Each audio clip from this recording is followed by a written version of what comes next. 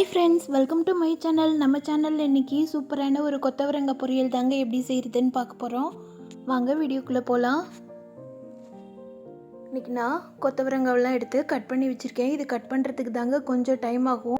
இதில் health benefit ரொம்பவே ஜாஸ்தியாக இருக்குங்க. அதனால் சீசன் டைமில் இது கிடைக்கும் போது மறக்காமல் வாங்கி இது செய்து பாருங்கள்.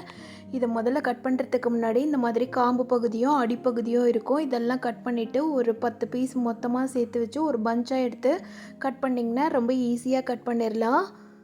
இது ஒரு கடாயில் சேர்த்துக்கலாம். கடாயில் சேர்த்துக்கிட்டு கொஞ்சமாக தண்ணி ஊற்றிக்கலாம். தண்ணி ஊற்றிட்டு இது காய்க்கு தேவையான அளவு உப்பு சேர்த்து இதை லைட்டாக வேக வச்சு எடுத்துக்கலாம். இது வேகிறதுக்கு ரொம்ப நேரம் ஆகாதுங்க. ஜஸ்ட்டு 3 to 5 மினிட்ஸ்லேயே நல்லா வெந்து வந்துடும். இது காய் வெந்துருச்சான்னு சொல்லி செக் பண்ணுறதுக்கு எப்பயும் போல் காயை நல்லா கிளறி விட்டுட்டு ஒரு பீஸ் எடுத்து கையில் லைட்டாக கிள்ளி பார்த்திங்கன்னா நல்லா கிள்ளி வரணும். இப்போ பாருங்கள், நான் லைட்டாக கிள்ளி பார்த்துட்டு அமுக்கி காமிக்கிறேன். எவ்வளோ ஸ்மூத்தாக அமுங்கி இருக்குன்னு சொல்லிட்டு நல்லா நசிஞ்சு வந்திருக்கல்ல. இந்த மாதிரி இருந்ததுன்னா காய் வெந்துருச்சுன்னு அர்த்தம். இதுக்கு தேவையான மசாலா ஐட்டம் ரெடி பண்ணிடலாம்.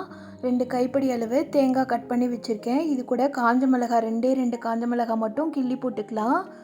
இது கூட 2 ஸ்பூன் அளவு சீரகம் சேர்த்துக்கலாம்.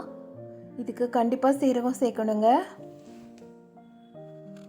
ஏன்னா இதில் கேஸ்ட்ரிக் ப்ராப்ளம் இருக்கும். சீனியவரைக்காயில் கேஸ்ட்ரிக் ப்ராப்ளம் இருக்கும். அதனால் சீரகமும் பெருங்காயமும் கண்டிப்பாக சேர்க்கணும். இந்த தேங்காவை தண்ணி ஊற்றாமல் நல்லா கொரப்பாக அரைச்சி எடுத்துக்கோங்க. தண்ணியே ஊற்றக்கூடாது. கொரப்பாக உதிரியாக வர்ற மாதிரி அரைச்சி எடுத்துக்கோங்க.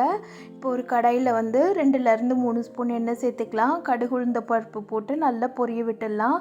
கடுகு பொரிஞ்சோடனே ஒரு கொத்து கருவேப்பிலை, ஒரு காஞ்ச மிளகாய் மட்டும் கிள்ளி போட்டிருக்கேன்.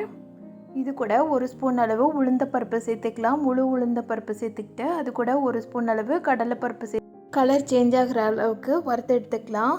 இதில் கலர் சேஞ்ச் ஆகணுயே நீங்கள் சின்ன வெங்காயம் நறுக்கி வச்சுருந்தீங்கன்னா அதை சேர்த்துக்கோங்க. நான் இது போட மறந்துட்டேன். கடைசியாக நான் தனியாக வதக்கிட்டு சேர்த்துருக்கேன். இந்த டைமில் சின்ன வெங்காயம் சேர்த்தும் வதக்கிக்கோங்க. இது கூட நம்ம வேக வச்சு ஃபில்ட்ரு பண்ணி வச்சுருக்கிற காய் எல்லாத்தையும் சேர்த்துக்கலாம். காயில் தண்ணி இல்லாமல் நல்லா ஃபில்ட்ரு பண்ணி எடுத்துக்கோங்க. அது கூட நம்ம துருவி வச்சுருக்கிற தேங்காவையும் சேர்த்துட்டு கொஞ்சமாக பெருங்காயத்தூள் சேர்த்துட்டு நல்லா கிளறி விட்டு எடுத்திங்கன்னா சூப்பரான கொத்தவரங்காய் பொரியல் ரெடி ஆயிடுச்சுங்க. இது மதுரை சைடெலாம் சீனி அவரைக்காய் பொரியல்னு சொல்லுவோம். ஒரு சில ஏரியாவில் கொத்தவரங்காய் பொரியல்னு சொல்லுவாங்க. உங்கள் ஏரியாவில் என்ன மாதிரி காய்னு சொல்லி இதை சொல்லுவீங்கன்னு கமெண்ட் பாக்ஸில் கமெண்ட் பண்ணுங்கள். இதை நல்லா தேங்காவோட பச்சை வாசனை போகிற வரைக்கும் நல்லா பரட்டி விட்டு எடுத்துருங்க. அப்போ தான் சீக்கிரம் கெட்டு போகாமல் இருக்கும். அதனால் தேங்காவோட நல்லா பச்சை வாசம் போகிற வரைக்கும் சிம்மில் வச்சு நல்லா பரட்டி எடுத்துருங்க.